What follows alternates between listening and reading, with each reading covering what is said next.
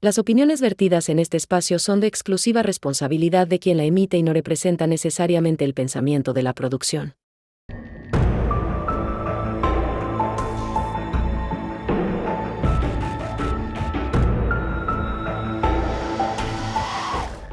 Hola amigas y amigos, muchísimas gracias por estar con nosotros. Ya somos más de 650,000 almas en este hermoso programa que se dedica a difundir conocimiento y a dar opiniones de muchas omisiones. Maestra Vilma Naranjo, bienvenida a su cápsula informativa y además súper entretenida, que muchísima gente la quiere, la adora, incluyendo su servidor, Ay, a muchas su amigo y gracias. servilleta, la cara del psicópata. Maestra, ¿qué tenemos para el día de hoy? Agasajazo aquí con usted. Pues mira, el día de hoy tengo un tema que es escabroso, obviamente, no como los otros que hemos tenido, afortunadamente, y te voy a decir por qué. No lo voy a justificar, obviamente, pero dentro de los asesinos seriales que conocemos, y yo no sé si todavía se le puede llamar asesino serial por la cantidad de personas que cayeron en sus manos. Y este es el caso del Doctor Death o Doctor Muerte, que es Harold Shipman. Ok, maestra, muy interesante. El Doctor Muerte. ¿Por qué el Doctor Muerte, maestra? Fíjate que Harold era un muchachito que nace en Nottingham, Inglaterra, en el año 46, en 1946, nace en Inglaterra. Nottingham es un pequeño pueblo. Pensemos en un pueblito, pues pequeño, no sé, como San Juan del Río, como Celaya, que bueno, ya ha crecido más, como Tasco, Guerrero, Ok. ¿no? Son pueblitos más pequeños, y estamos hablando del 46, pues todavía una localidad de estos vecinos que todos se conocen, que todos son familiares al entorno, que el hijo del carnicero es amigo de tu hijo, pero entonces tú tienes el local de bolsas que le vendes al carnicero y así todo mundo se va conociendo en esta localidad.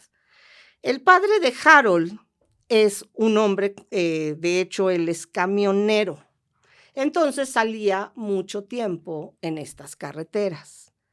La madre, que era una mujer trabajadora, decide un día que va a dejar de trabajar para poderse quedar al cuidado de los 3 hijos, Okay. el cual Harold era el mediano. Cuando esta madre se queda, más que una madre cuidadora, era una madre controladora, pero tenía cierta afición por Harold. Se pudiera decir que era incluso su preferido. Ella veía en él algo que no tenían los otros hijos, por lo que ella pensaba que el estarlo halagando todo el tiempo, diciéndole que era el mejor, diciéndole que nadie se parecía a él, diciéndole que ella tenía grandes expectativas de lo que él haría. Y entonces me salta una pregunta con lo que vamos a ver qué hace este Harold o el doctor Death. Harold se empieza a creer que es dueño de absolutamente el conocimiento, el mundo, que bueno, se ha comprado la idea de esta madre de que va a ser lo mejor de todos los profesionales y todos los hombres de este mundo, nadie se va a igualar a Harold. Ok, estamos formando un narciso entonces. A eso iba. Ok. ¿Tú qué opinas de como decía mi madre, ni tanto que queme al santo, Sí, ni ni tanto que tanto no que lo no lo alumbre. alumbre? Mire, aquí sí hay un tema muy complicado porque son las personas narcisistas. Yo digo, con todo respeto voy a decir para el gremio donde yo me desempeño, hay médicos muy brillantes, pero extremadamente brillantes, maestra. Había un nefrólogo en un hospital de Aliste. El tipo, bueno, no saludaba, iba siempre muy serio, incluso tal vez hasta un poco asocial, yo podría decirle, Ujú. pero era un genio en la nefrología. La nefrología es muy complicada ¿Qué para es un muchos. nefrólogo? Un nefrólogo Perdón. es un médico especialista que ha hecho un estudio profundo en el funcionamiento de los riñones. Entonces, muchas veces, de hecho, ya estudian medicina interna a varios años y de ahí migran hacia nefrología. O sea, es una subespecialidad incluso muy complicada.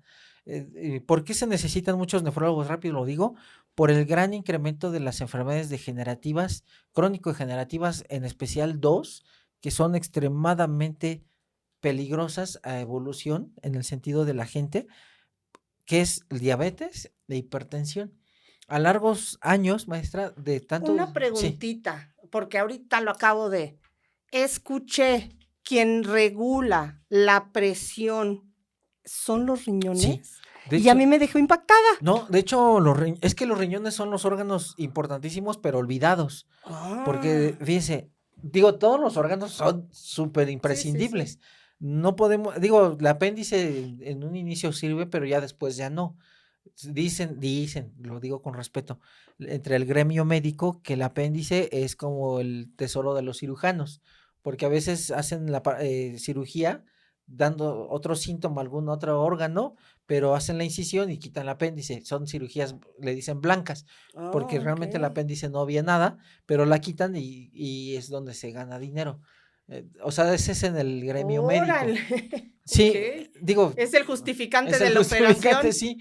Eh, Entonces, pero digo, ese es en el gremio médico, ¿no? Sí, sí. No todos lo hacen, No, tampoco claro. hay que aventar, pero son chistes, es como la famosa ley de la playa, con todo respeto para las grandes eminencias en neurocirugía, pero en medicina le llaman la ley de la playa. Y usted dice, ¿cuál Ujú. es la ley de la playa?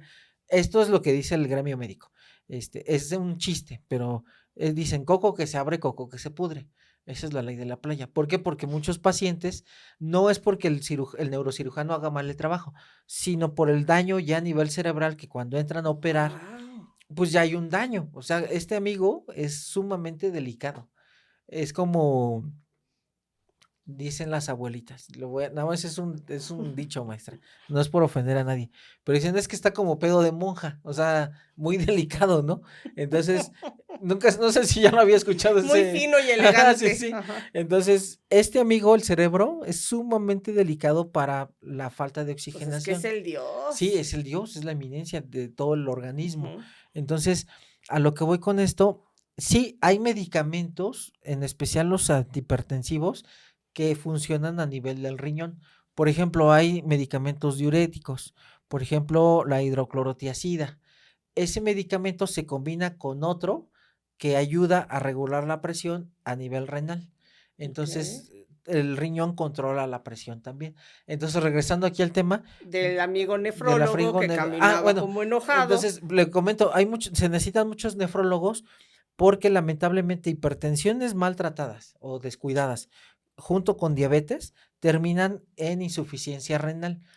Y la Wow. insuficiencia renal, maestra, si no se atiende, lleva a la muerte y lamentablemente la insuficiencia renal crónica es cuando tenemos que ver al paciente o con hemodiálisis, que va al catéter, o el catéter peritoneal, que es una diálisis peritoneal, que son estas cajas que llega con una marca muy prestigiada, con las bolsitas para que se esté constantemente cambiando cada 4 horas o cada 6, dependiendo del paciente. Y luego la gente tomándosela para curarse. Ándale, entonces, ahora, regresando a esto, este doctor, que es nefrólogo, me acuerdo muy bien porque atendía a mi abuelo, iba caminando.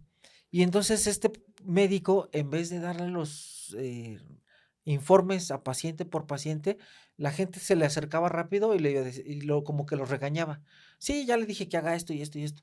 O sea, no tenía tanta empatía y los mismos pacientes decían, no me importa que me trate mal, pero con que atienda a mi familiar, porque sé que es el mejor de todos los que están aquí.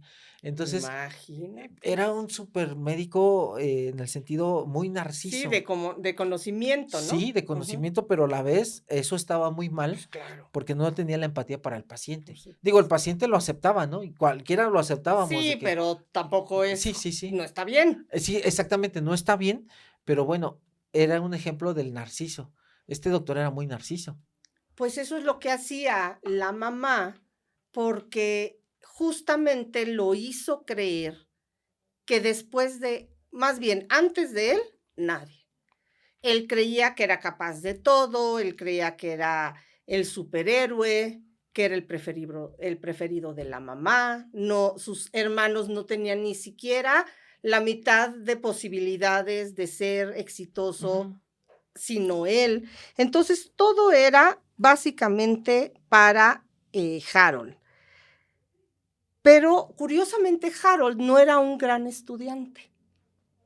Todo lo que le decía la mamá eran al principio puras apariencias, porque él no era el mejor, pero la madre lo hacía sentir que era el mejor, y entonces él se lo creía y actuaba de la misma manera.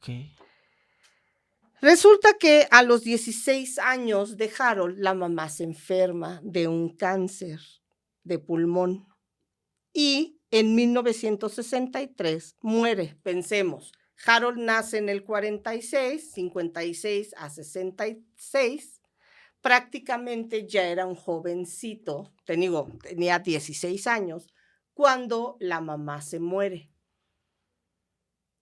La mamá, los médicos, estamos hablando en 1963, 73, 83, 93, 2003, hace aproximadamente 44 años. Le daban morfina, ¿ok?, a la mamá por el cáncer de pulmón. A mí me surgen dos preguntas. Mi madre tenía melanoma que le sale en la planta del pie y de ahí se empieza a recorrer. Llegó un momento que tenía, o lo que más le estaba molestando ya como la metástasis, era el cáncer de estómago que padecía. Ya tenía varios tumores. Pero además tenía cáncer ya en los huesos, por lo que tenía grandes dolores. Mi pregunta hacia dónde va es, teníamos a un médico especialista que era de la clínica del dolor, y era quien, en conjunto del oncólogo, regulaba la medicación para el dolor, porque mi mamá ya no tenía tratamiento, porque ya estaba prácticamente la metástasis hasta casi que en las pestañas. Ya no recibía quimioterapias ni nada, era básicamente darle, no calidad de vida, porque ya no había calidad. Pero nos mandaban, y esto te estoy hablando que fue hace 17 años, unos parches de morfina. Nos daban que calculáramos con precisión el tamañito que se cortaba y era lo que le poníamos, porque se tenía que dar la medicación gradualmente, porque si le agarrábamos el parche y se lo poníamos completo, casi que ahí se quedaba. O sea, era demasiada dosis de morfina.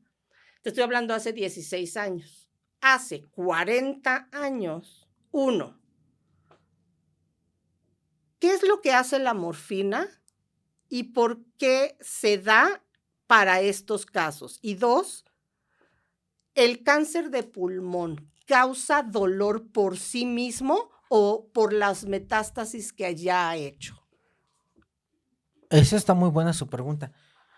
La morfina, maestra, es un derivado opioide, es derivado del opio, entonces es un depresor del sistema nervioso central. Es muy buena para el dolor porque va justamente a actuar en las terminales nerviosas. Ahora, ¿por qué tenía que ser microdosis? Porque la morfina también ocasiona tolerancia y dependencia. Entonces, mientras usted le va poniendo cierta cantidad, el cuerpo de repente se adapta a esa parte y para que usted tenga otra vez ese resultado, tiene que incrementar la dosis. Aquí el problema de incrementar la dosis, como en cualquier fármaco o cualquier sustancia, es que hay una concentración que, cito las palabras de Paracelso, la dosis hace al veneno. Entonces, si usted incrementa la dosis, puede tener mayores efectos secundarios, como por ejemplo alguna depresión del sistema respiratorio o del sistema cardiorrespiratorio. Por eso es que se Ok. tienen que cuidar las dosis, porque como bien le dicen, si toma usted una dosis muy grande, entonces puede haber un paro cardiorrespiratorio, porque es un depresor del sistema nervioso central. Esa es una. Y la otra, supongamos que no causara un paro cardiovascular, cardiopulmonar, pero después de ponerle un parchecísimo y hace tolerancia y dependencia, al rato le tendría que poner el doble de Dos. cantidad, exactamente. Entonces, eso también, regresando un poquito nada más rápido a lo de los riñones con la hipertensión y diabetes, por eso, por si alguien tiene familiares con hipertensión, ejemplo, Yo, ándale, usted, yo ejemplo, soy. Ajá. que le digan, ¿sabe qué? Usted, maestra, va a tomar un Captopril, que es de los primeros de Sí, primera yo línea que tomo se de mandan. 25. Ándale. Por si un día me da y me ven en la calle, ya saben de cuál tomo. El médico le va a decir, oiga, ¿se le está subiendo? No, que sí. Ok, va a tomar 2. Pero ya no puede incrementar más la dosis Ujú, porque entonces en vez de tener un efecto benéfico, ujú. va a tener más efectos secundarios. Entonces, ¿qué tiene que hacer el cardiólogo o el internista o el médico general? Jugar con la dosis con otro medicamento. Ok, maestra Vilma, ahora nada más me va a tomar uno de captopril, pero vamos a meter, ejemplo, otro medicamento, un metoprolol o un diurético, ¿no? Amlodipino, Ándale, le van a ir amlodipina. jugando Ajá. Ujú. a dosis pequeñas para no causar el efecto secundario. Entonces, Ok. por eso en la morfina se tiene que ir dosificando de menor a mayor. Esa es una. Ujú. Ahora, con respuesta al dolor en cáncer de pulmón, maestra, lo que duele prácticamente es la membrana que lo cubre, que es la pleura. El O dolor sea, sí pleurítico sí, duele el sí duele. pulmón. Y es Ok. un dolor que ahorita le voy a describir. El dolor pleurítico, haga de cuenta, aquí adentro, y qué bueno que tenemos este de los lentes, Ujú. para la miopía y el astigmatismo, haz de cuenta que mis lentes son el pulmón Ok. y adentro, y el pulmón está aquí adentro. Esto que está cubriendo a los lentes, que sería el pulmón, esto sería la pleura, que es Ok. una capita que va a cubrir a los pulmones y los protege. Y esta capita tiene adentro líquido en cantidad muy pequeñita para que cuando el pulmón se expanda y colapse, esta capita lo está lubricando. Esta capita que se llama en el pulmón pleura, la misma la tenemos en el corazón que se llama pericardio. Y en el Ujú. abdomen lo tenemos como peritoneo. Por Entonces, eso te da peritonitis. exactamente, porque Ok. la peritonitis es una infección y una inflamación del peritoneo, que es lo que cubre las asas intestinales. Ok. Entonces, Ah, ok. sí, entonces todo esto tiene un origen embriológico, o luego lo platicamos eso, pero es que eso es otra, desviarme más y la gente luego, no, es que ya está hablando de medicina, que no sé qué. Bueno, yo Entonces, sí quiero mis clases gratis. Y gracias, maestra. el 95% de las personas también. Así que esos que Muchas no les gracias. guste, pues Ahora, que se vayan a ver otra cosa. ahora sí como cito a un señor que a mí me da mucha risa por cómo graba sus videos, que es el papá millonario, no sé si lo ha visto. Me gusta mucho cómo prepara su comida porque se la come bien rico, hasta se Ujú, antoja. Y ujú. de repente dice, le pongo limón porque de todos se ponen al tiro, por decirlo así, Sí, ¿no? sí, sí. Entonces aquí Sí, igual, ya no hablo igual. tanto porque de todos se ponen Ay, al tiro. no, pues que se enojen. Entonces, ahora, ¿qué es lo que duele, maestra? Es la pleura. Ese es el dolor. ¿Cómo es el dolor pleurítico? A todos nos ha pasado que de repente estamos respirando, generalmente después de una bronquitis o una neumonía, respiramos y ¡ay! Como que sentimos un Ok. pellizcote, pero bien agudo, como nos clavaron un Ajá. alfiler, Sí, sí. pero como, bueno, un picayelo más Sí, grande. sí. ¡Ay! Y ese es el Sí, dolor como pleurítico. como una descarga. Ándele, en el pulmón, por decir. La Ujú. gente dice, ay, que me dolió el pulmón. No, esa es la pleura, eso es lo que duele. Ok. Entonces, en el caso del cáncer, como invade a pleura, invade peritoneo, entonces eso es lo que duele, la pleura. Por eso es que es muy doloroso. En el caso de los huesos, el hueso está cubierto por algo que se llama periósteo. Lo que duele es el periósteo, que es donde van los nervios también. No el Entonces, no hueso. tanto el Ok. hueso, sino el periósteo. Entonces, por eso, y aquí hay algo bien importante de decirle, y que la gente también tiene que saberlo. Cuando hay un cáncer, maestra, por eso se tiene que actuar de inmediato.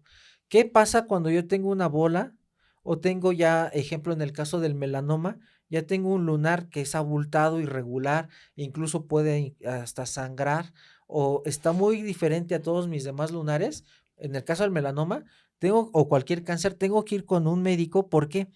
Porque ese médico tiene que actuar rápido porque tumor o el cáncer va a generar algo que se llama poder angiogénico. Es decir, va a empezar a generar ciertas moléculas y sustancias para que todos los vasos sanguíneos lo vayan y lo nutran. Y entonces el propio tumor empieza a crecer, a crecer. Por eso es más fácil quitar un tumor pequeñito a después quitar un tumorzote porque tiene más irrigación, tiene más vasos sanguíneos. Y lo peor, maestra, como tiene estos vasos sanguíneos como si fuera una araña, después por ahí pueden migrar las células del tumor Ya hacia hagan una otros órganos metástasis. y hacen la metástasis. Por eso es que se da metástasis. Porque, fíjate, y esto, de verdad a mí me gusta platicarlo como experiencia propia, porque cuando mi madre era una mujer, para que vean, bastante saludable.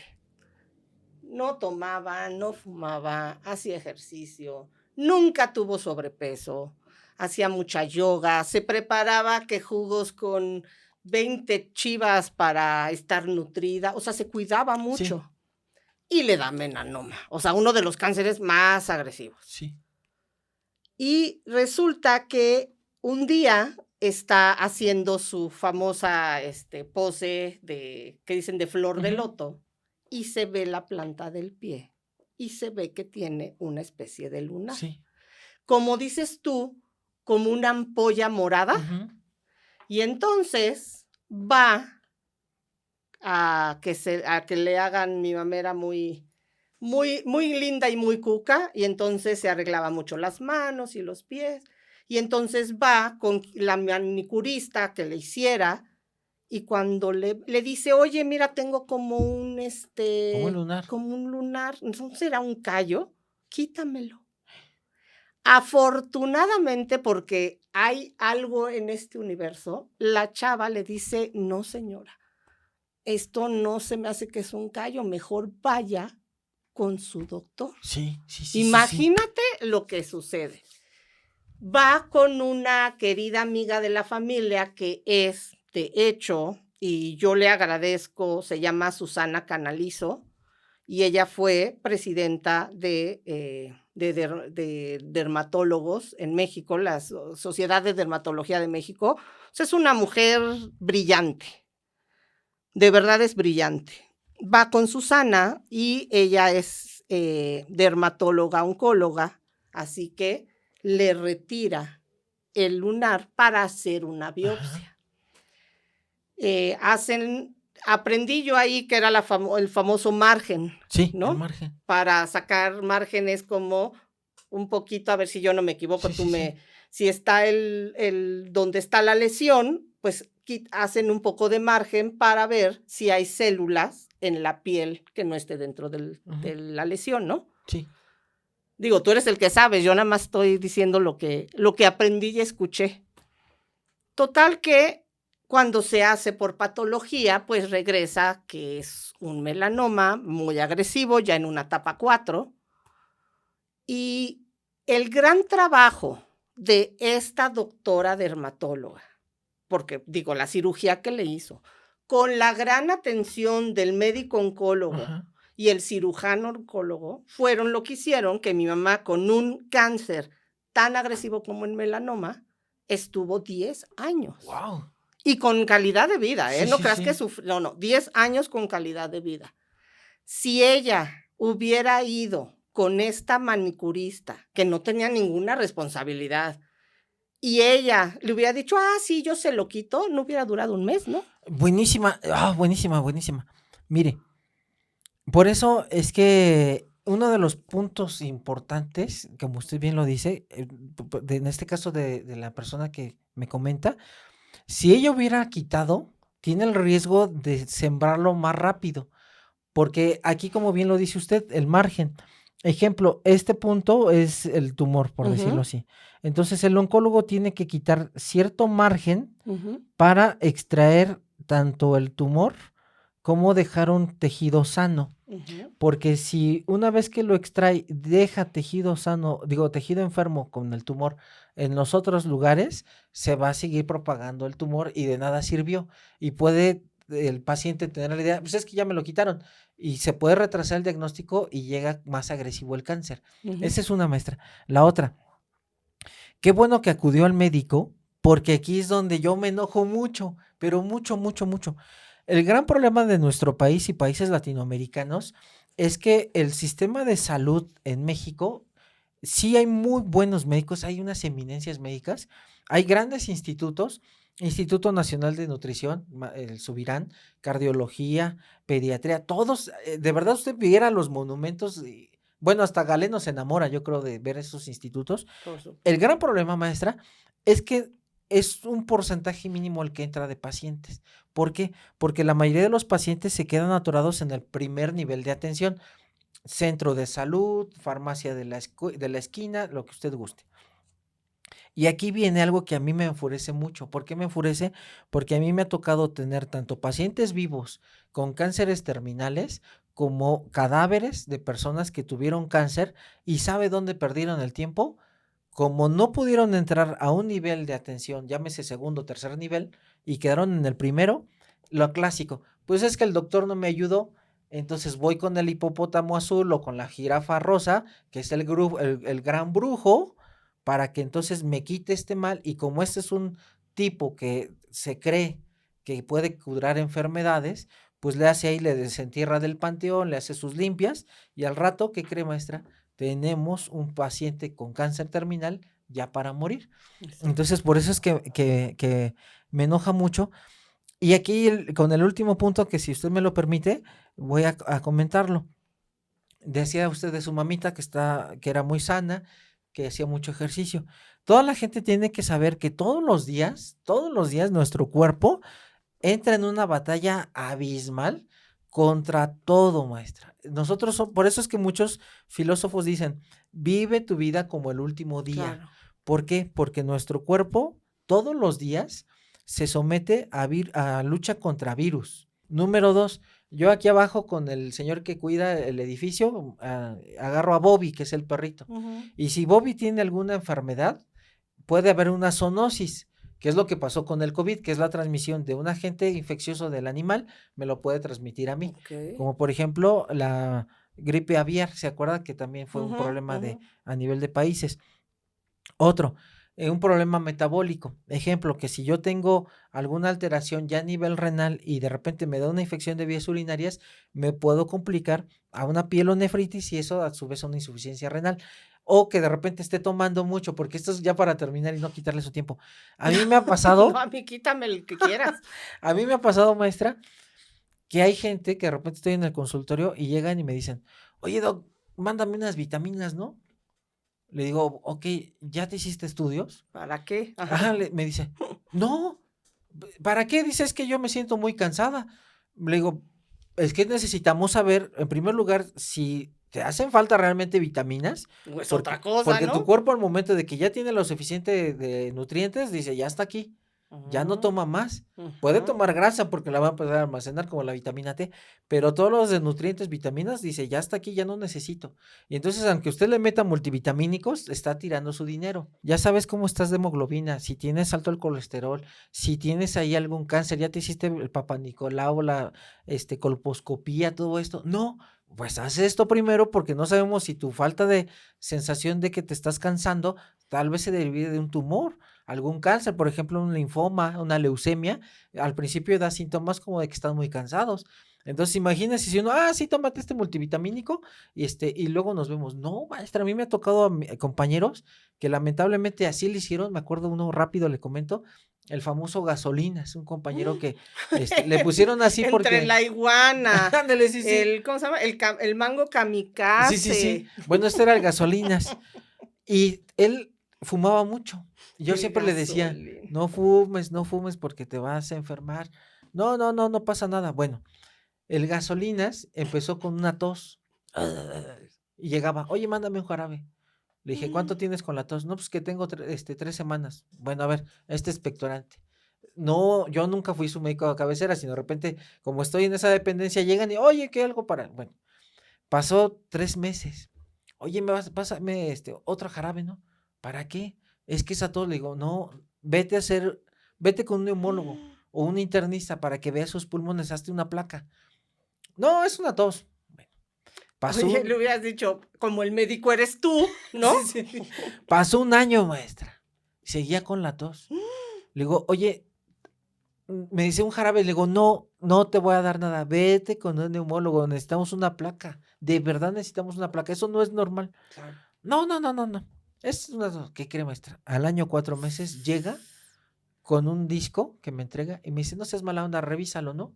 Lo reviso Uy. y es el neumólogo dando la explicación y dice, tienes más tumor que pulmón. Ay, no es cierto. Reviso, Un año de jarabes. exactamente, veo la tomografía, el hígado, los huesos llenos de metástasis, como usted dice, y me dice al final, oye, mándame unas pastillas porque me duelen mucho mis huesos y No, siento, no, no, bueno, le ya. dije, ya agarré y le dije, ¿sabes qué? Mira, no seas mala onda, ve con el neumólogo que te dio, de verdad, ve, es que O sea, ni urge. siquiera quería ir.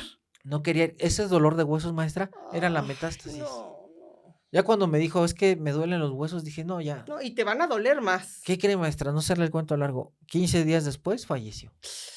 ¿Cómo crees? 36 años, el amigo falleció de cáncer pulmonar con metástasis.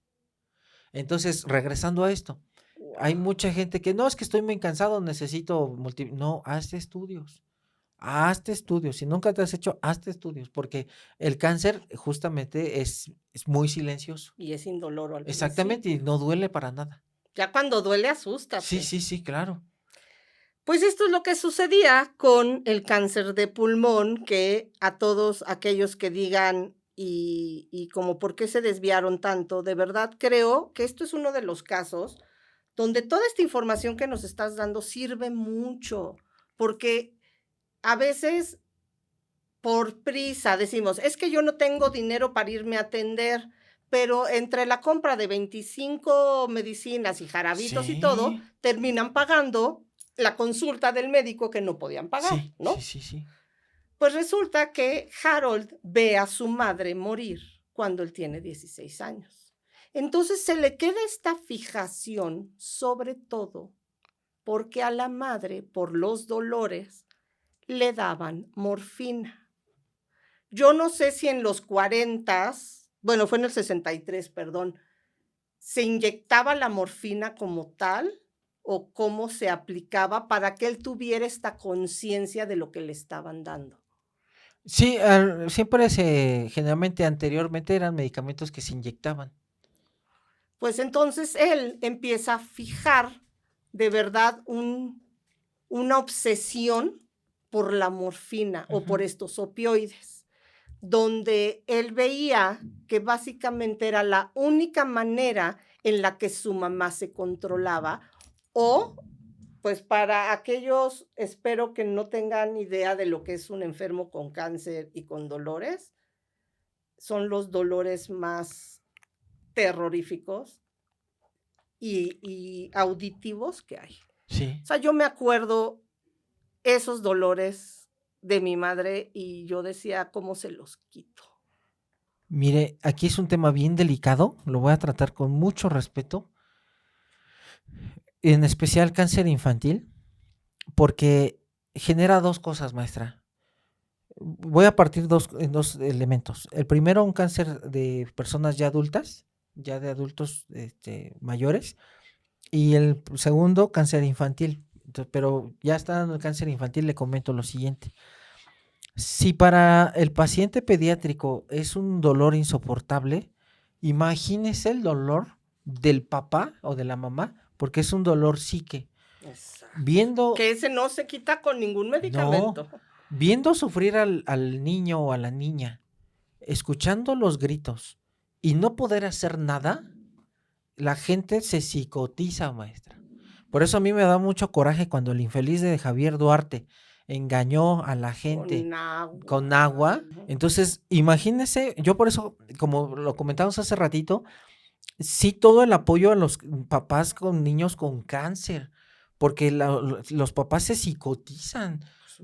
¿Cómo poder quitarle el dolor de la mente a un papá o a la mamá? Que quieras que te dé a ti. Que sí, exactamente, dame a mí el dolor. Sí, por supuesto. Para que no esté llorando ahí mi hija o mi hijo, ¿no? O sea, eso es un problemón terrible. Y la otra, maestra, lo traslado hacia pacientes ya de adultos mayores. Hay casos bien documentados y esto lo establece muy bien una maestría que se llama Investigación del Estudio del Suicidio, magnífica maestría, que dice lo siguiente: la mayoría de los pacientes adultos mayores con cánceres terminan Se suicidándose. quitan la vida. Y los suicidios en adultos mayores generalmente siempre es por un dolor crónico. Y me ha tocado por experiencia gente que se ha aventado desde departamentos en un elevador, cáncer de páncreas, por ejemplo, que es muy doloroso, a gente que ha tenido dolores en el globo ocular, dolores en otras partes, termina colgándose o tomando pastillas para morir, maestra. Y yo creo que desde aquí, como bien, de verdad este caso me causó una doble moral muy curiosa. Porque por un lado digo, imagínate un joven que le han hecho creer que es súper poderoso, que todo lo va a poder hacer, y está viendo a una madre que por más que quiera ayudarla no puede, Sí. apenas tiene 16 años, ve a su madre con estos dolores y entiende que lo único que le puede quitar el dolor son dos cosas, la morfina o la muerte. Ujú. Y él hace como una ligadura entre estas dos situaciones. Crece y en 1970 termina la carrera como médico. ¿Qué es lo que hace? Él conoce a su esposa, que se llama Rose. Él hace una simbiosis con Rose muy especial, donde él es el jefe, el patriarca, pero además es el fuerte, es el dios, y Rose es quien le suple muchas de las carencias emocionales y a nivel maternal que tiene Harold. Cuando él termina medicina, que es en 1970, como digo, él comienza a trabajar cerca en una clínica, en una pequeña clínica en Yorkshire, que es igual una población en Inglaterra. Si algo tenía, y ahorita que dijiste del nefrólogo que hablabas, es que imponía elegancia, pero era frío, pero era contundente y pareciera que tenía la solución a cualquier enfermedad, que sabía diagnosticar perfectamente cualquier síntoma y con esto cualquier enfermedad, así que era el perfecto médico que no necesitaba ser humano porque ya era excelente, que es justo lo que tú hablabas. Sí, sí, sí.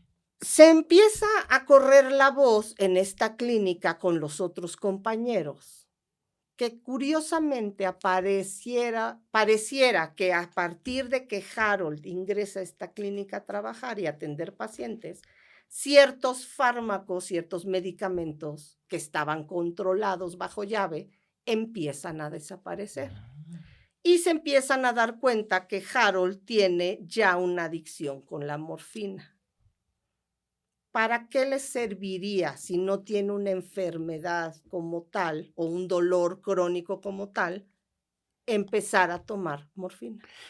Lo que pasa es que estos depresores, maestra, opioides, generalmente también producen un grado de como de que los tranquiliza. Usted puede decir, sí, ese es el caso del fentanilo. Por ejemplo, el fentanilo también se utiliza mucho en anestesia. Y nos decía el doctor sí, Zamarrón. así es, y es necesario el fentanilo. Aquí la idea, como alguien menso de otro estado dijo, pues es que hay que quitar el fentanilo. No, es que no hay que quitarlo porque es No se hizo para eso. No se hizo para eso, Ajá. es necesario para la cuestión de una terapia intensiva, de colocar para un paciente que necesita la intubación. Para una anestesia es necesario el fentanilo, o sea, es muy bueno. El problema es cómo se está utilizando de forma clandestina.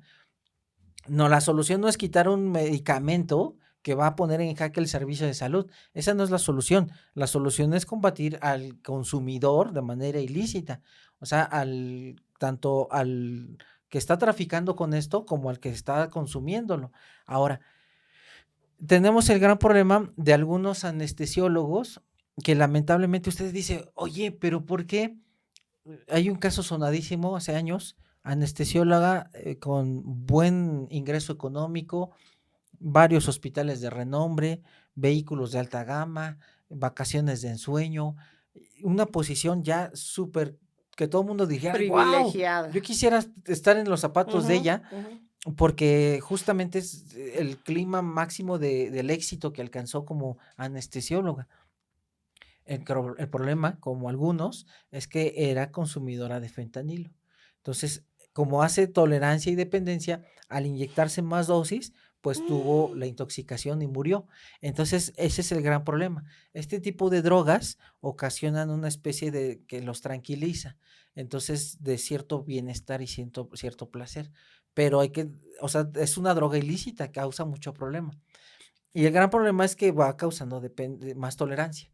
Entonces, por eso es que este sujeto muy seguramente consumía O morfina. sea, mayor consumo, mayor dosis empieza a Exactamente, necesitar el sí. cuerpo. Fíjate que una de las cosas que se empiezan a dar cuenta los compañeros, que una tiene cambios de personalidad, muy continuos, muy visibles, pero además empieza a irse ya después de la morfina por otro medicamento que se llama, hoy quiero saber si está correcto, petidina. Ok. ¿Eso es como un opioide o qué es? Es un medicamento, maestra, para dolores también. Y también Sí, crea adicción. así es. Pues cuando se empiezan a dar cuenta que no solo se va sobre la morfina, sino sobre esta petidina, y ya es un adicto como tal, logra llevarlo por un año a desintoxicarse. Mi pregunta también va, así como una persona que sufre de la enfermedad del alcoholismo y puede tener 40 años sin tomar, porque siempre será un alcohólico en Sí, sí, recuperación, sí. y un día toma una copa, inmediatamente recae, lo mismo pasa con una desintoxicación. Si vuelve a consumir, instantáneamente se vuelve esta adicción. Mire, es que el problema, y lo dice un libro buenísimo, Robbins, Patología Humana, dice, el adicto siempre será adicto porque, acuérdese que todas las adicciones, todas, alguien va a decir, fíjese, me encanta esto porque hace mucho tiempo, es un ejemplo que siempre pongo, me subo en un taxi y el taxista, que ya mucha gente lo conoce, decía, es que engaño al estómago, porque al fumar, el estómago recibe ¿El el humo? humo No, y con bueno, eso engaño al con eso se estómago, llena. sí, de que ya no me dé hambre. No es el estómago. Todas las adicciones van directamente hacia el cerebro, porque todas las adicciones van a estar actuando en la liberación o recaptura de los neurotransmisores, dopamina, serotonina, muchos GABA, por ejemplo, todos estos neurotransmisores van a estar interactuando a las adicciones, diferentes sustancias. Entonces, pues es el sistema nervioso, maestra, neurona, memoria. Entonces le llaman las células de memoria. Cuando el adicto consume después de haber tenido un periodo de recuperación, vuelven a activarse estas células de memoria y va a volver a recaer. Por eso es peligrosísimo cuando dicen, ya terminé de jurar, 2 años, y No. ahorita se me antojó. No, pues llega hasta las manitas, porque tuvo otra vez esta recaída con las células de memoria, porque finalmente es neurona. Todo lo que es neurona va a tener memoria. Entonces, fíjate lo que acabas de decir de esta persona que decía que engañaba al estómago con el cigarro. Sí. Entonces, lo que está entendiendo el cerebro Sí. es que cada vez que tenga hambre va a necesitar un cigarro. Sí, esa puede ser una, o finalmente lo que está haciendo es que como el estómago al recibir este contenido de aire con el humo, pues lo está expandiendo y bloquea ciertos neurotransmisores y entonces se le quita el hambre, pero ahí va a desarrollar una úlcera. Ok. Primero de gastritis a úlcera, y luego el problema de la úlcera es que cuando se llega a hacer más profunda la úlcera, finalmente se perfora y el paciente muere de una peritonitis. Pues ahí nomás. Sí, porque se riega todo el contenido gástrico, Si bien le va a cerrar el contenido gástrico, si no, nada más el ácido clorhídrico y hace una peritonitis tremenda, se muere la gente. Y luego con el cigarro, que es, Sí. ¿cómo se llama? Es cancerígeno. No, pero iba a decir, causa acidez, Ajá. ¿no? Y no hay nada en el estómago, Así entonces es. peor Sí, tantito. a mí me tocó, fíjese, un caso donde el señor tenía una úlcera y se le ocurre irse a comer un consomé. Fíjese, muy seguramente lo que pasó con este sujeto fue que consumió alcohol, al día siguiente su famoso consomé bien picoso y empieza con un dolor, náuseas, dolor. Se toma sus medicamentos en casa porque alguien le dice, no, tómate esta pastillita y muere. Muere por el dolor abdominal. Cuando se le hace la autopsia, maestra, bueno, encontré hasta los fragmentos de zanahoria Ay, no y es los granos de cierto. elote y papa por el intestino, en la pelvis, en la vejiga. O sea, ¿se le había regado? Se reventó la úlcera No, no es cierto. y por la úlcera salió todo el consomé, todo el alimento. Incluso me acuerdo muy bien de este caso porque era un señor que ya no tenía dientes y los fragmentos de comida estaban enteros. Pues porque no lo masticaba. Sí, no lo masticaba. Incluso hasta el profesor que me estaba guiando en aquel entonces, cuando yo hice las guardias nocturnas, me decía, bueno, este sujeto ni siquiera los masticaba, se los pasaba como pato. Sí, o sea, los fragmentos literal enteros de zanahoria, de papa, de elote, porque se los pasaba nada más. Se revienta la úlcera y entonces le da la peritonitis. Por eso lo digo, el estómago también, cuando dice hasta aquí, es hasta aquí. Hasta ahí. Bueno, todos los órganos. Entonces, no es de que, no, pues es que ahí me la voy llevando. No, porque en el momento en que diga hasta aquí, es hasta aquí. Y ya no hay vuelta atrás. Entonces, Sácate. regresando a esto, maestra, hay gente que incluso tan solo, pasa mucho con los que fuman, el hecho de sacar la cajetilla, incluso ahorita tal vez va a recaer uno cuando le da arresto, quitarle el listón, o ¿Y bueno, para qué? A ver. no sé cómo Sí, llama, la cintilla cintilla ajá. esta, hacerle así, para acomodar el tabaco, sacarlo, y al momento en que lo ponen aquí, Apaguen y quiten el volumen unos... ¿Cuánto te vas a tardar en antojarlo? 30 segundos más, y pasen el encendedor y jalen y se escucha cómo truena el papel arroz, ahí, con ¡Qué eso, sádico eres! con eso, maestra, el sujeto que tenía muchos meses sin No, pues ya valió. está ya ansioso porque ya quiere fumar. Fíjese, yo fui fumador social en la prepa por querer agradarle, o sea, desde ahí ya también ya estaba Pues sí, mentalmente todos. mal, querer agradarle a más gente. Y entonces yo veía que muchos de la prepa, por verse grandes, pues fumaban, un gran error.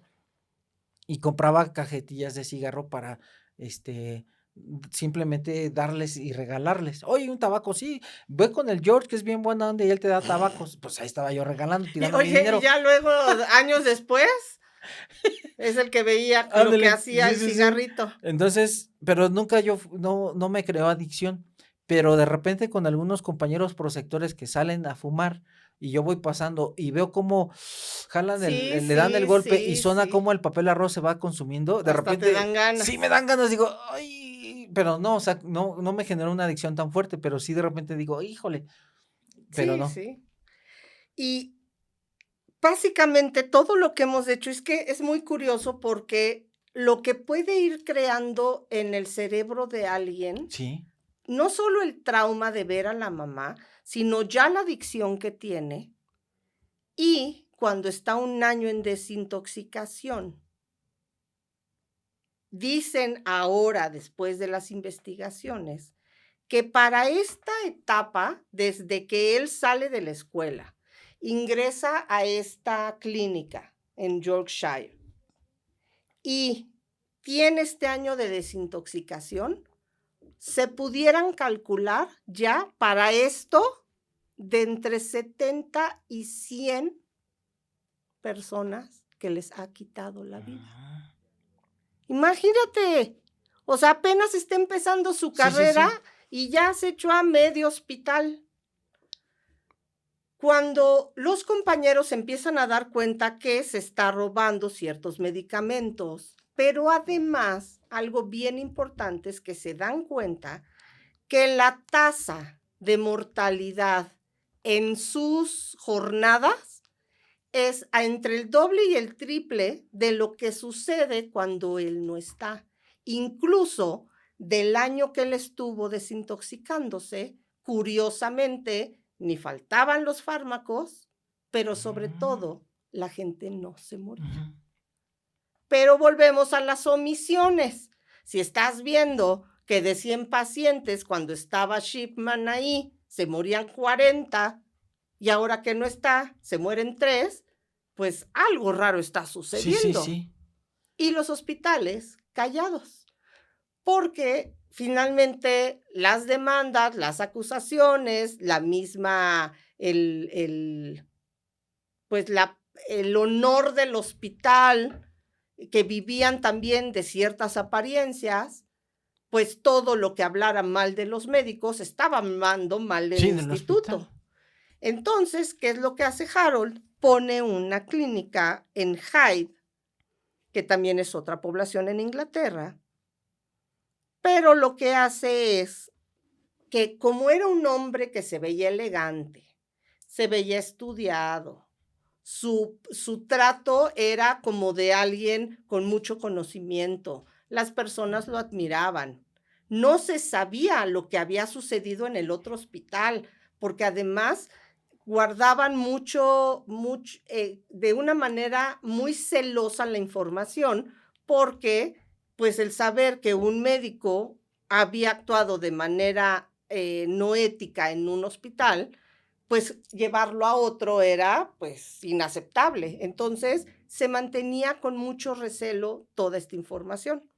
¿Qué es lo que hacía él? Pues atraía sobre todo a jubilados, a viudas, estas personas de la tercera edad, que veían en él un hombre responsable que les iba a dar un trato, si no humano, más ético, porque no era un hombre cariñoso ni muy empático, pero entonces eran personas que no estaban enfermas o no tenían una enfermedad como tal diagnosticada, sino iban a sus consultas habituales y de repente, a los 2 o 3 días, aparecían muertos. Bueno, no amanecían, sino aparecían muertos. Okay. Y esto siempre en las jornadas o después de haber visitado a Harold. Algo que él empieza a hacer es que se empieza a dar cuenta que muchas de estas personas o no tenían hijos o no tenían pareja sentimental, por lo que estaban solas. Y esto me recuerda mucho a una mujer que se llama Juana Barraza. Okay.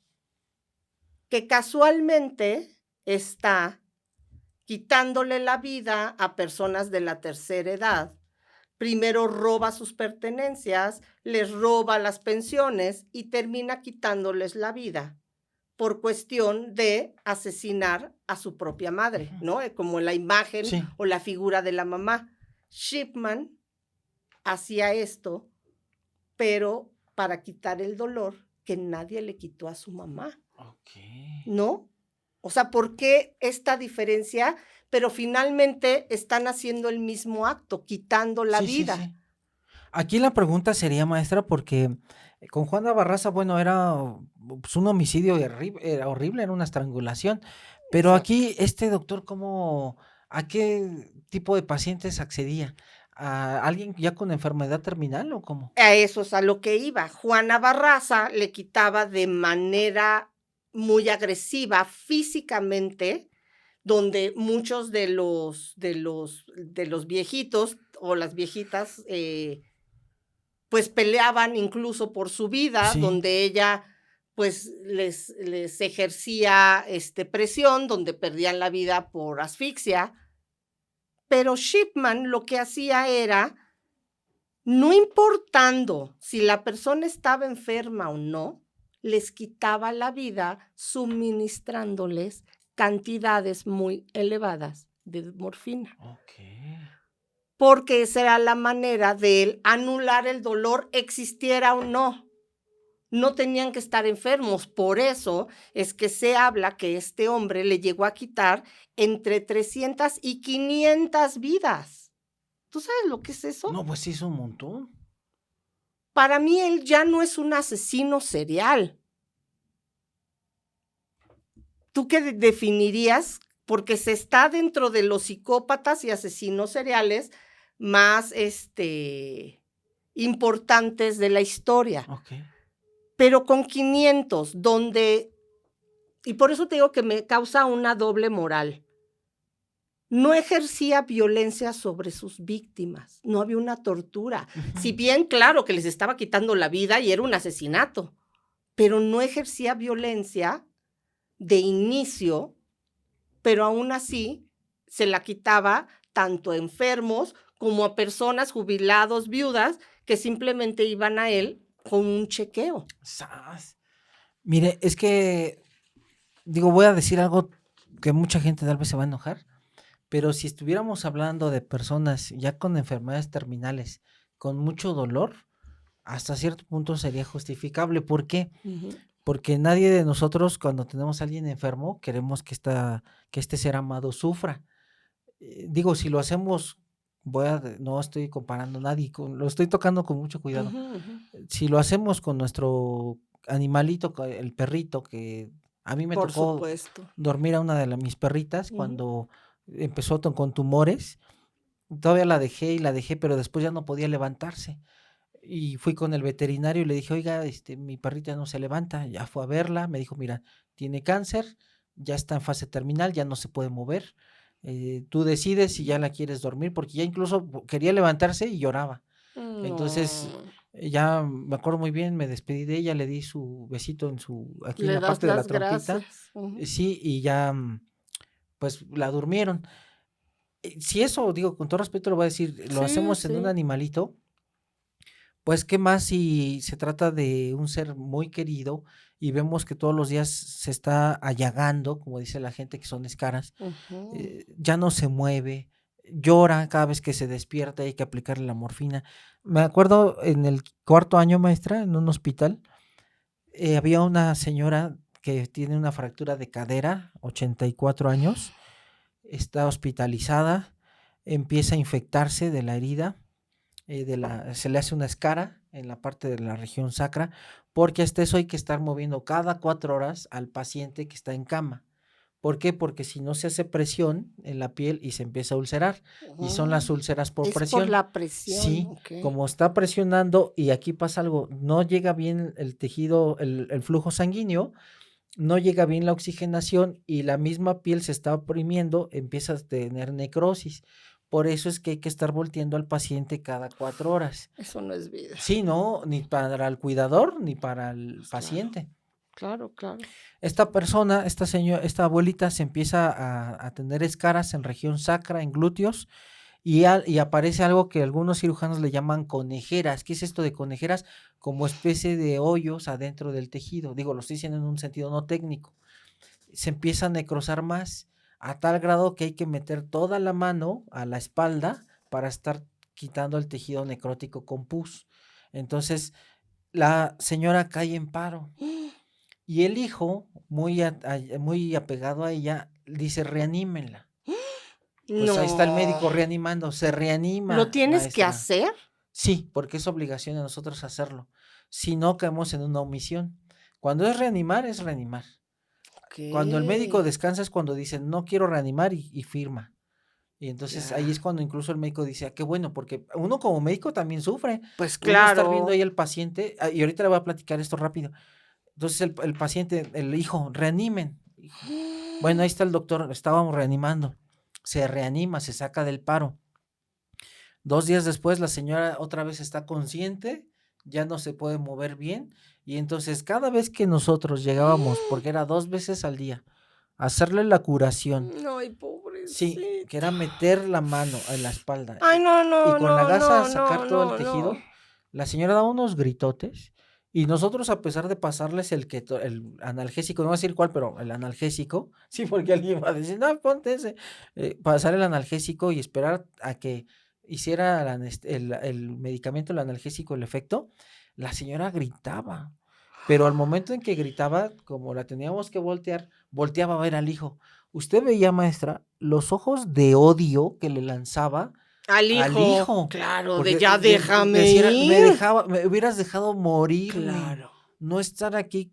Porque al final, 15 días después, ¿qué cree, maestra? murió. Pues claro. Entonces dice uno, ¿para qué 10 días más con estarla con las jeringas de que ya se dematizó, picarle, gasometrías, el subclavio, estarla moviendo, las escaras, Ay, no, no, limpiarle, no, no. estar en un lugar que no es mi casa, con el mismo olor, incómodo, no moverme? Horrible, maestra. Por eso siempre es la dignidad del paciente en estado terminal. Entonces, vuelvo a repetirle, digo, perdón, vuelvo al inicio. Si hubiera sido este médico de hacer la eutanasia a enfermos terminales, Sí, que bueno, verdaderamente lo sí, sí, sí. requerían, ajá. Ahí sí, pero si ya agarraba a diestra y siniestra, también ya tenía una patología este Sí, amigo. porque ya no, lo único que él, por eso es que me recuerda tanto a Juana Barraza, no por el método, sino cómo existen estos llamados ángeles de la muerte Ajá. que se acaba de dar en un estado de la República hace poco, no sé si escuchaste, de una enfermera que le quitó la vida a no sé cuántos bebés. Ah, En sí. Cuneros, en un hospital, Sí, les sí, estaba sí. inyectando, creo, y les estaba quitando la vida recién nacidos. Bueno, pero estas señoras, yo creo sí, bueno, muy seguramente sí tiene un trastorno mental, Bueno, pues es que porque todos, o sea, como hemos dicho, tienes que tener cierto problemita para quitarle la vida, aunque sea justificable, pues algo tienes en tu cabecita. aquí en este caso los bebés pues no tenían enfermedad, Pues maestra. no, no, yo a lo que voy, los que le quitan la vida, que dices Sí. tú, con justificación de una enfermedad, sí, pero tienes que tener cierta daño mental o algo para que lo puedas ejecutar, por como dices tú, los médicos lo que hacen es salvar al paciente, no quitarle la vida. Ujú. Entonces, este Shipman lo que entiende es, como bien dices, si eres viejo, estás enfermo y por lo que sigue, ¿para qué vives? Ok. O te quito el dolor a los que sí estaban Sí, enfermos, y el dolor para Shipman ya no era una enfermedad terminal, era cualquier dolor. sí, El que yo dijera, me duele el estómago, era más que suficiente para sí. quitarle la A vida. ver, pásele para acá, ¿no? Y Sí, ¡zas! porque eran 500 personas. Pero sucede algo muy curioso, que lo hablábamos también en el caso de esta niña Gypsy Rose, la hija de la mamá con el Munchausen, Ajá. que ¿dónde quedan los médicos? Porque si bien sí se estaban dando cuenta que sucedían cosas, pero resulta que él trabajando en su clínica, alguien tenía que expedir estas actas de Sí, defunción. sí, claro. ¿No se te haría raro que llegara un compañero que tenga una clínica y que por semana te diga, oye, échame la mano con unas 40? Dirías tú, No, pues sí. o sea, Sí, ¿que no sí, salvas sí. a uno? Tendría que ser algo Sí, raro. claro. De hecho, rápido le comento, en algunos hospitales, muchos médicos del área donde uno bueno, me tocó rotar, no voy a decir para no quemar tan Ujú. feo, luego no quieren dar certificados de defunción, médicos clínicos. Y uno dice, oye, ¿Por? pero si tú eres el médico que atendiste al paciente, porque ellos consideran que es como tachar su historial de Ay, buen... no porque se les murió Sí, uno. sí, exactamente. Es que aquí viene otra cosa. Aquí viene La soberbia. una sería la soberbia, otra la reputación, y también ellos como que darían a pensar a los demás que no hizo bien su trabajo, su vocación, porque se le está muriendo el paciente. Pero Jorge, ustedes como médicos, y este sí ahora sí que es pregunta personal, como nadie nos va a escuchar. Ok. O sea, los médicos sí son semidioses, porque yo te escucho hablar del cuerpo y yo conozco el corazón y los pulmones y el riñón, pero tú conoces por qué llega al dedo a este nervio, o sea, sí están muy cañones, pero no son dioses. Sí, sí, claro. Y se puede morir, los pacientes se mueren porque la Sí, enfermedad ganó al paciente, no en ocasiones porque el médico no haga bien su es trabajo. correcto. Entonces, ¿dónde entra la ayuda psicológica a ustedes? Es que no lo hay. Eso es buenísimo, maestra. Me voy a robarle 3 minutos. ¿Por qué no hay? Porque en la cuestión, y va para toda la gente que nos escucha, A mí me han criticado mucho porque yo siempre digo, donde más muertes hay es en un hospital. Ay, ¿cómo crees si es donde? Sí, Pues para ahí porque es donde van. va la gente Claro, grave. claro. Nadie de nosotros va a un hospital por gusto, Solo excepto para los, nacer. sí, y excepto los que estudiamos medicina y trabajamos en uno, bueno, vamos por gusto. Pero de ahí toda la gente no va por gusto, va por una necesidad.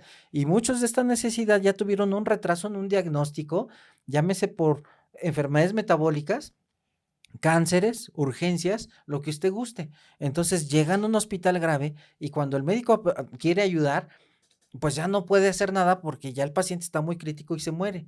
Entonces, imagínese la carga emocional que sufre el médico, también las enfermeras y todos estos personal de salud que dicen, oye, yo te lo traigo a ti para que lo atiendas, sino para que se te Sí, el muera. famoso, sálvemelo, doctor. Exactamente. Entonces, para el médico es un choque mental, porque Claro. incluso entre guardias dicen, mientras a mí no se me muera, yo ya la hice. Pero prácticamente porque es una carga emocional para el médico. El hecho que el médico se le muera en cada guardia 1 o 2 para él, es decir, no sirvo para nada, a Fallé. pesar de que sabe muy bien que el paciente está grave, es un impacto para él. Y número 2, para todo el gremio, porque también como médicos somos bien malditos, maestra. En vez de decir, oye, es que este paciente llegó, mira, con 3 heridas por impacto de bala, estaba ya en estado de choque, aparte tenía problemas cardíacos, pues era obvio que se muriera. No decimos eso. Pues se le murió a Olivares, pues pero que el Olivares es un bruto. A los Ajá, matasanos. exactamente. El Olivares es un matasanos.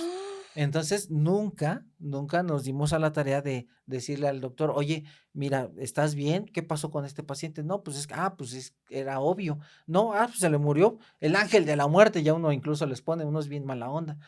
Entonces, por eso es que el médico no quiere dar certificados de defunción en su turno, porque sabe muy bien que es un tachezote para él. Y entonces, ¿quién sí lo da y por qué sí lo da? En el caso de ¿por qué se los daban? ¿Por dinero? Bueno, en ese caso probablemente había ahí una corrupción de decir, ¿sabes qué? Traes certificados, pues ahí te van. Necesito 20, sí, pero ejemplo, te vendo cada certificado de función, ejemplo, en 1,000 pesos y entonces lo venden. Porque hay quien presta también la cédula profesional. ¿Y quién puede dar un certificado de defunción? ¿Cualquier médico Todos los tratante? médicos podemos dar certificados de defunción. Ok. Nada más que se tiene que hacer un trámite, un poquito engorroso en Secretaría de Salud y acreditar que uno fue el médico tratante de ese paciente. Ok. Sí. O sea, así te hayan atendido en el hospital o en tu casa, Sí. te expiden el acta de defunción. Sí, ¿dónde no se expide? Cuando es una muerte súbita en Sí. vía pública. Sí, que sea legal, ¿no? Exactamente, que es una muerte con investigación legal, ahí sí tiene que emitirlo un médico forense.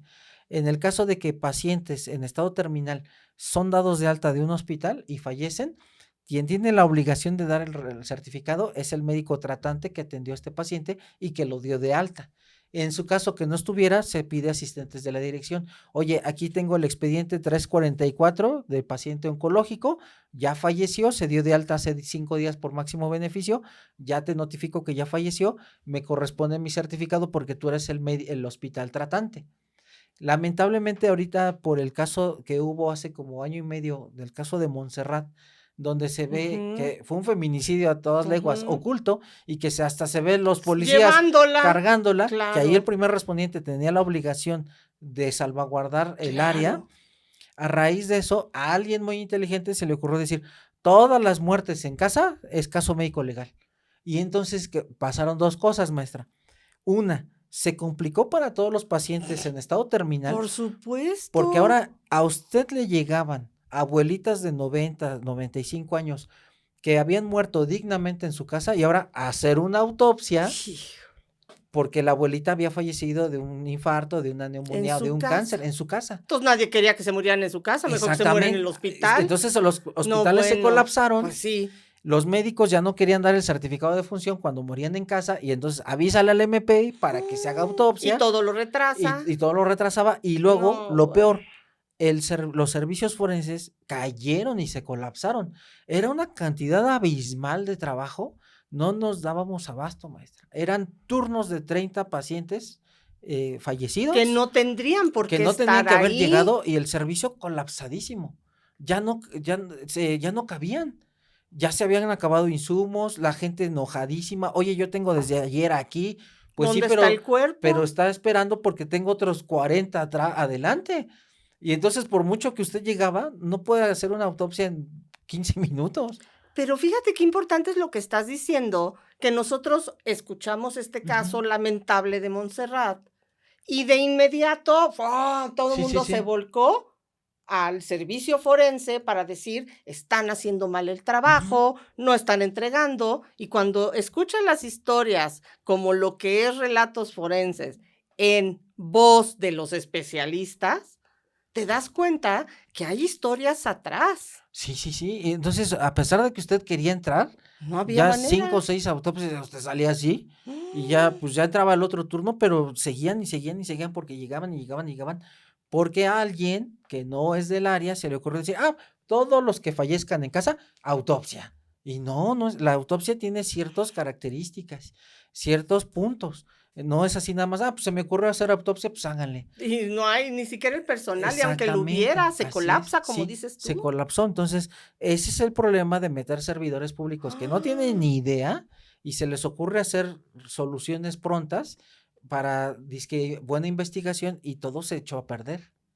Pero llega este paciente, bueno, ya no se le llama paciente, ¿verdad? ¿Sería este cuerpo? Bueno, nosotros como forenses sí le decimos ¿Sí? paciente. Sí, finalmente lo seguimos atendiendo a pesar de haber fallecido. Vamos a Okey. establecerle una causa de muerte y como dicen ciertos autores, entre ellos Ruiz Pérez Tamayo, la última consulta. La Ajá, última, la autopsia es la guau, última qué consulta. fuerte ¡ay, qué fuerte se escucha eso! Suena muy literario, metafórico, Sí, sí. sí, sí. Entonces, estos cuerpos, bueno, estos pacientes que llegaban a esta última consulta, que habían muerto plácidamente en su casa, precisamente para ya no tenerlo en su Así entorno, es. ustedes no se podían basar en el No, expediente, tenían que volver a generar causa de sí. muerte. Sí, a No, pesar de que usted bueno. sabe muy bien en el expediente y dice: "Cáncer terminal de páncreas metastásico". No. Ya lo tengo, okey. Egresado de tal hospital por máximo beneficio, okey. ¿Y el certificado? Pues es que no lo quiso dar al hospital. Y entonces gastar insumos, personal, tiempo, todo se gasta. ¿Por qué? Porque esta causa de muerte ya estaba. Y bien lo decíamos muchos, ¿para qué martirizar a la familia de una abuelita que murió en su casa y ahora es la autopsia, que es invasiva? Ya hay una causa de muerte porque un médico no quiso emitirlo porque ahora a alguien del gobierno se le ocurre decir, es muerte dudosa y todo es autopsia. Pero entonces esto también crea, como en el caso de este Shipman, omisiones y complicidades, porque también se tapan los que sí eran legales, aunque estuviera enfermo, pero les quitaron la vida. Sí, sí, sí, claro.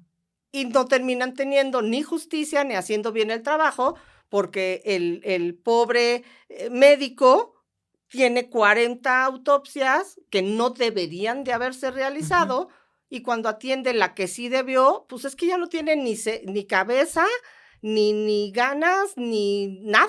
Sí, aquí hay que Los andar estamos explotando. Aquí hay que andar con pies de plomo, porque entre el gremio sabemos, así se dice, qué caso trae cola y quién no. Entonces, desde que usted lee el expediente, y esto yo le digo mucho a los alumnos de medicina, que están en cuarto año, ya están a punto de irse al quinto, que es el internado, y luego el pasante.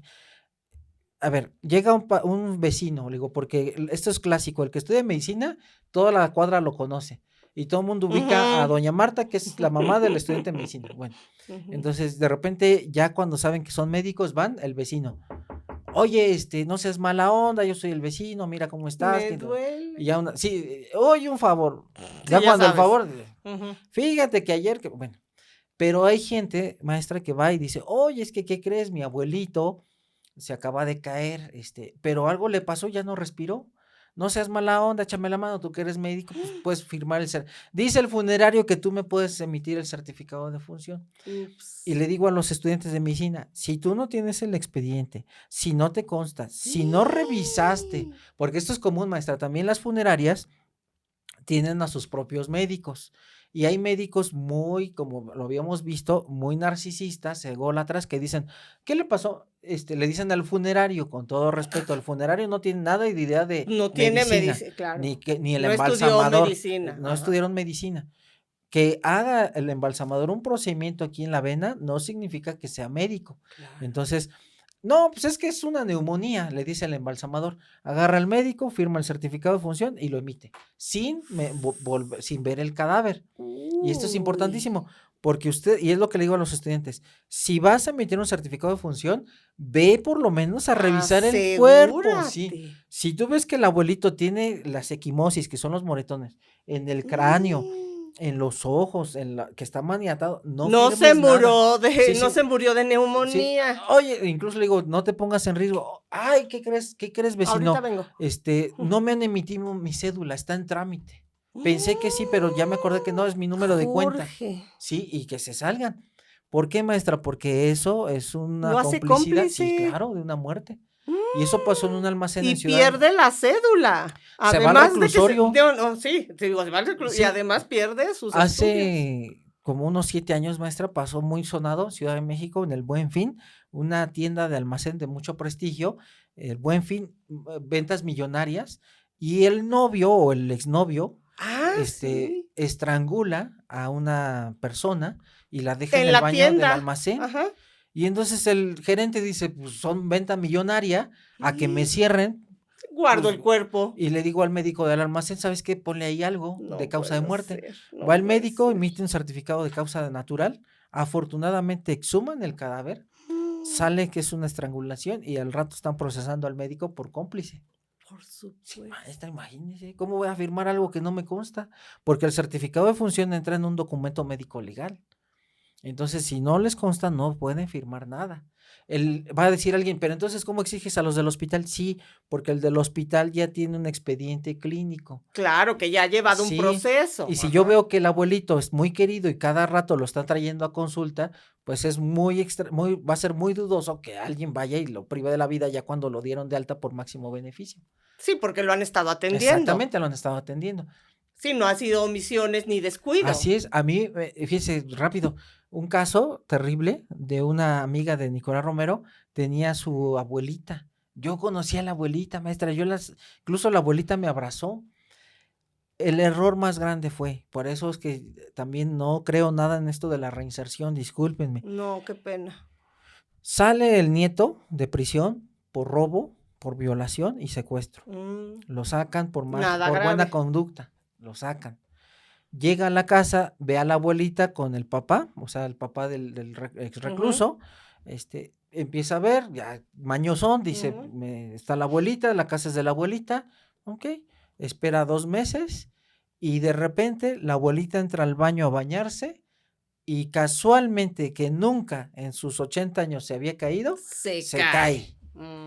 Y claramente yo acompañé a esta amiga y la abuelita dijo, antes de que entrara al hospital, porque se fractura la cadera, le dice, mijita, es que yo sentí perfectamente bien cómo alguien me empujó y fue cuando me caí. Y cuando grito, inmediatamente entra, ejemplo, Pedrito, Casualmente estaba. porque ahí estaba, iba pasando. Y él sabía muy bien que al entrar al hospital, la abuelita iba a complicarse, una neumonía intrahospitalaria e iba a fallecer. Y pasó así. ¿Quién cree que se quedó con la casa? Pues el Pedrito, nietecito. Entonces son casos que hay que tener cuidado, pero como bien lo dice usted, regreso a esto, hay que tener pies de plomo. Si usted revisa el expediente y, ejemplo, ve que hay una persona que la encuentran en su casa y empieza usted a revisar el cuerpo y ve golpes, inmediatamente, a pesar de que usted como forense traiga mucho sueño, dice, este es un caso que trae cola y hay que ir con pie de plomo lentamente y revisando centímetro a centímetro para ver si hay estrangulación, golpes, sofocación, ejemplo, la famosa llave china, alguna punción, o sea, y mandar todos los estudios. Ahí hasta se le va el sueño. Porque el que tenga una enfermedad terminal no significa que sea la que lo mató. Exactamente. Puede haber habido otra circunstancia. Sí. Y esto es lo que pasaba con las actas de defunción que Shipman les pedía a otros médicos, porque a diestra y siniestra a este hombre se le morían todos los días una persona diferente. Y digo todos los días se le morían, imagínate 500. Sí. O sea, aunque haya sido 100. Son demasiadas y de un perfil además muy igual. Sí. Personas solas, unas sí con enfermedades terminales, pero otras que iban a pues, simples chequeos, y todos, de repente, un paro cardíaco, y quién sabe qué pasó. Ahorita le agradezco esto, me sacó un recuerdo inmediatamente de mi cerebro. Estaba en el internado y estaba rotando justamente en el área de geriatría. Y era una eminencia este residente de geriatría. Había hecho medicina interna y de ahí se derivó hacia geriatría. Y le tenía un amor, maestra, a todas las abuelitas, pero a un amor, las acariciaba, se sentaba al lado de ellos en la cama. Era un amor este doctor. Me acuerdo muy bien con una barbita y todo. Llega un internista, no estoy diciendo que los internistas sean así, pero este residente de medicina interna así era. Era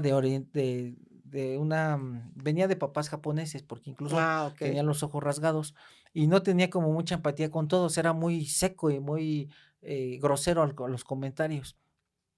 Y un día estaban discutiendo un caso de una paciente ya grave, ya geriatra, y entonces estaba presentando este residente que es ya en el último año de la especialidad de medicina interna al residente del último año de geriatría. Y le estaba presentando el caso para entregárselo al geriatra. Le decía, mira, femenina de tantos años con cáncer, esto y esto y esto. Le recibe el geriatra, dice, sí, está bien, dice, oye, pero ¿por qué no lo trata todavía en medicina interna si no es tanto caso de geriatría? Dice, no, dice, además, no hay ningún problema, dice, porque pues, a ti como geriatra, todos se te mueren. No. Y entonces el geriatra, maestra, se quedó así, pero con un coraje se puso rojo, pues yo estaba al lado de él. Claro. Yo también me puse así una cara cuando dije, ¿cómo le dijo? Y entonces se quedó así el geriatra y le dijo, no te entendí, pero ya con el puño hasta para pegarle, ¿no? Y dice, sí, dice, pues a ustedes los geriatras a todos se les mueren. Dice, ¿cuál es tu problema si te doy una más? Y entonces el doctor se quedó pero súper enojadísimo. Se dio la media vuelta y se retiró. Yo no me acerqué porque dije, hay que darle sus 5 minutos a que se calme. Y ya después se regresó y me dijo, ¿cómo se le ocurre a este idiota decirme eso? Dice, si yo por eso me esfuerzo y estudio todos los días para darles el mejor atención. Sí, y humanidad. sí. Y ahorita me hizo recordar ese caso de este doctor. Pues algo que hacían es que una vez que entregaban las actas de defunción, no había autopsias, cremaban los cuerpos de inmediato. Pues con razón. Entonces no había una sola evidencia, no se podían exhumar. Entonces no pasaba nada. Sí. Eran viejitos, ese era el pretexto. A todos los viejitos se mueren. Sí. No pasa nada. Se le morían al gran Shipman, ¿no? Y le daban estas actas de defunción con tal facilidad que aparentemente no pasaba nada. En 1998, donde él ya es un médico privado, tiene su cliniquita, resulta que visita a una paciente en su casa que se llama Catherine. Catherine era una mujer que estaba enferma. No estaba ni con ninguna enfermedad terminal, ni postrada en una cama, estaba enferma. Y le daba ciertas visitas, pues como para controles.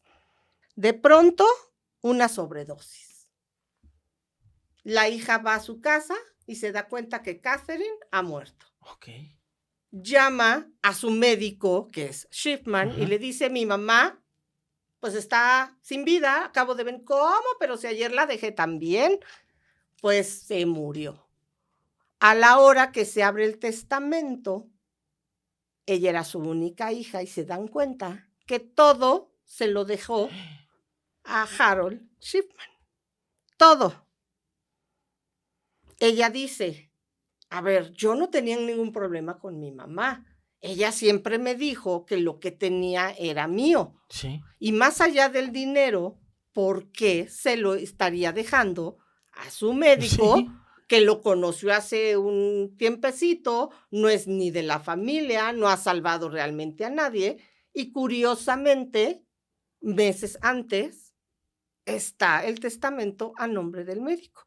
Así que exhuman el cuerpo Y ahí sí se dan cuenta que la hija va y denuncia, Scotland Yard como tal, no hacen una gran investigación, sí lo tienen ya en la mira como de, este es el médico que viene desde la facultad, que estuvo en tal hospital, que casualmente se le morían, que ya era adicto a la morfina, que estuvo en adicciones, que se están dando muchas actas de defunción, empiezan a ver para atrás y dicen, pues sí, luego vemos.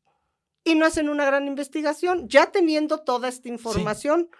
Así que la hija dice, no, a ver, a mí esto no me gusta, exige que se exhume el cuerpo. Afortunadamente no permitió que se cremara, no era la voluntad de la señora, de Catherine, así que exhumaron el cuerpo, le hacen una autopsia y ahí es que se dan cuenta que hay grandes dosis de algún fármaco que fue el que provoca la muerte, y cuando empiezan a ver expedientes que han estado tanto en hospitales como en los servicios forenses, logran ver que hay un hilo entre 15 muertes en los últimos meses y todas casualmente vienen o han sido atendidos por este hombre. Ok. Lo logran ya detener, pero se supone que él le ha quitado la vida a cientos de personas, pero realmente por lo único que lo pueden juzgar es por 15 muertes, que son las que pueden ligar. Estas 15 muertes le dan una cadena perpetua por cada muerte, por lo que ya no importaba, iba a estar toda la vida. Si era uno o eran 500, iba a estar toda la vida en prisión. Y resulta que los médicos y compañeros empiezan a revisar todos los archivos, empiezan a ver las épocas, los momentos, las horas de los decesos, cuando entraba a su guardia Shipman, cuando estaba en visita, ¿no? Y se dan cuenta que 200 expedientes tienen la misma... como el mismo camino desde que llega, quien lo atendió, cuando se perdieron los fármacos. Nota que en la etapa donde Shipman está en recuperación de adicciones, no ha habido todo este problema. Y para el 2004 llegan por la mañana a la celda de Shipman y se lo encuentran que se ha ahorcado. Wow. Y así es como muere este hombre, que es el ángel de la muerte, pero se dan cuenta que él llevaba un diario donde iba anotando cada una de las muertes, los nombres y cuál era la dosis que le había puesto, y encuentran que había prácticamente un registro de 500 personas. Él dice que siempre se sintió más que un médico, un Dios. Esas fueron sus palabras. Mamá siempre me lo dijo. ¡Sas! Un narcisista completamente, maestra, hasta el día que murió. Yo no soy médico, soy un Dios. Mi mamá siempre me lo dijo. ¡Sas!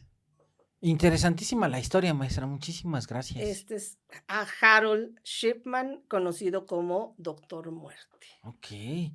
Muchísimas gracias, maestra. Maestra querida.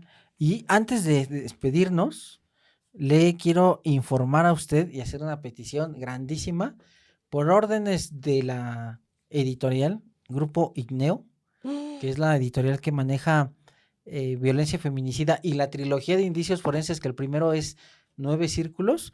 Me pidieron que si le podía hacer una súplica para que usted nos hiciera el gran favor y el honor de escribir el prólogo de la segunda entrega de Indicios Forenses, que se llama Frágil, y que se van a hablar sobre muertes trágicas como accidentes, un poco de homicidios, y sobre todo ya se entra el espectador a los lugares, las escenas, porque 9 círculos y violencia feminicida, el espectador o el lector entra al anfiteatro directamente. Ujú.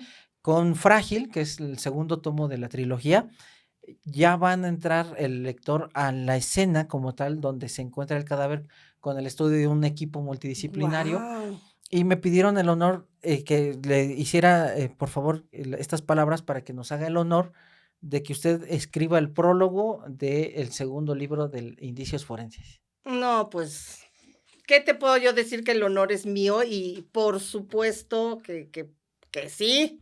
Muchísimas Muchas gracias, maestra. gracias. No, pues honrada de, no solo de que la editorial les agradezco, pero que tú me tomes en cuenta en uno de tus bebés, bueno, pues me No, al honra contrario, mucho, maestra. así que muchísimas gracias. Está programada la venta, la salida, este nuevo bebé para más o menos mayo, junio, que se va a Guau. llamar Frágil. Ujú. Y ahí, para que las amigas y amigos, si nos quieren apoyar, escrito el prólogo por la maestra Vilma Naranjo. Muchas gracias. No, maestra, muchísimas gracias. Y agradecerles a todas y todos ustedes de estar con nosotros. Acuérdense que ya estamos casi llegando a 650,000 almas. Y como dice nuestro amigo Dante Alighieri, que ya trascendió y ha quedado su nombre escrito en la historia de la humanidad, en el tiempo de la muerte, gracias a la maestra Vilma Naranjo, ni un minuto más, ni un minuto menos. Nos vemos la próxima. Gracias, maestra. Muchas gracias.